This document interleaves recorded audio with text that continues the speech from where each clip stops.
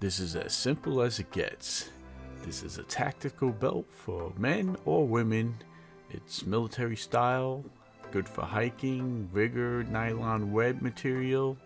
It's 1.5 inches wide with a heavy duty quick release buckle, which is pretty easy to get used to, and that it is quick release.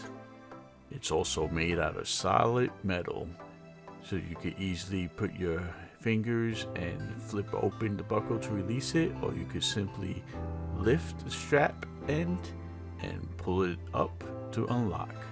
So it's one hand control, limitless adjusting, and it's easy to replace. It's easy to cut to size. You just cut it off and burn the ends with a lighter, and make sure there's no fraying, and you're ready to go. This has a little bit of stretch in it to adapt to different occasions, which is useful in highly maneuverable situations, and this is kind of why you're buying a military type hiking belt.